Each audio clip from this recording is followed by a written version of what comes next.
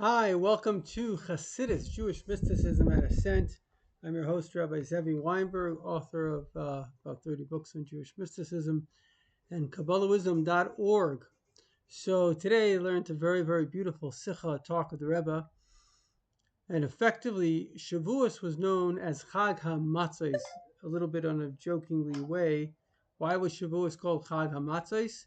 Because the rabbis who were busy in their communities for Pesach and Sukkot, they couldn't answer questions on Shavuos. They would come and they could be by the Rebbe's. A beautiful story that I read, how the Tzemach Tzedek had them around the table, and he would basically come up with different ideas to sharpen their minds. It was an opportunity for them to discuss Jewish laws. As the Rebbe says, that there are always Jewish laws that have to be addressed. With modern technology, you have to address various things. Interestingly enough, he speaks about preventative medicine. The Rebbe was very into eating healthy, things like this. So the Rebbe has a very beautiful sikha, very beautiful talk, specifically for Jewish rabbis. I shouldn't say Jewish rabbis, for rabbis, not only rabbis, but what's called rabbonim, which these are the deciders of halacha, and they form a very, very important nucleus. They form the actual halachic decision makers. Obviously, they're not making it up. They're following, like a lawyer, they're following the law, but they're specialized in this, and that's why they're very important. And that's why, in general, a Jew has to go to a Jewish court. If they have an argument, you're not allowed to go to a Gentile court. You have to go before a Jewish court, because even though God says that there has to be a justice system, in the end of the day, that justice system in the Jewish family is very specific. It has the Torah, and so therefore we have a very specified way of doing things. At the same time, of course, the Jewish justice system is really just. Making a justice system just is not an easy thing. Most justice systems around the world are not that just. Better a system than no system, because anarchy is tyranny. There's actually an Islamic statement: better 1,000 years of tyranny than one day of anarchy.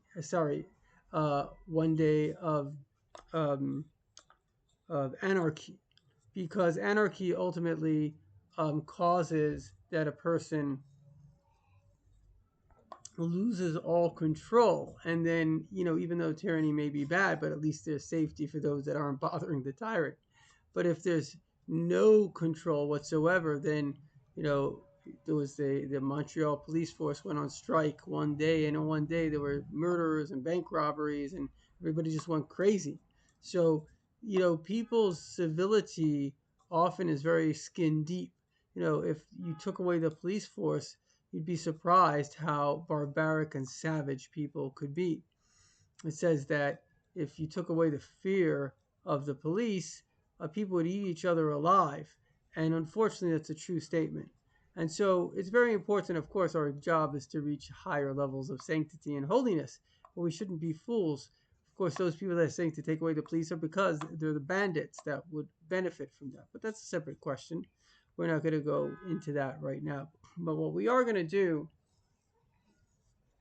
is focus on this beautiful point that the Rebbe says. First of all, that the rabbis have an obligation to make things better. In other words, the halachic authorities are not only there, oh, you have a question, oh, wow, you come to the rabbi with a question. They are there to improve the situation. It's their job to bring everything into the highest possible way. So the rabbis, as we see with the Rebbe, have to be very innovative by looking at the situation, rectifying situations. It's not enough for them to be passively waiting for people to come. Someone once asked the Rebbe, what's the difference between a Rebbe and a rabbi? He says a Rebbe is somebody who goes out to the people. A rabbi is somebody who waits for people to come to them. So this is a very important point. The idea of what it is that we're doing in this world is, the Rebbe says, in fact, we're all rabbis. In other words, what is a rabbi? A rabbi is called a mutz. A mutz is somebody that gives instructions on tzedek, on what is God's way. And each and every one of us has to do that, because we're all obligated to do God's way. So in a certain sense, we all are rabbis. We're all here to implement the Torah, implement God's way. And this is a very powerful and beautiful teaching, which is the knowledge that we all have this responsibility. We have the responsibility in our own lives, the lives of our families, the lives of our communities, to bring God and God's way to the table. L'chaim v'levracha.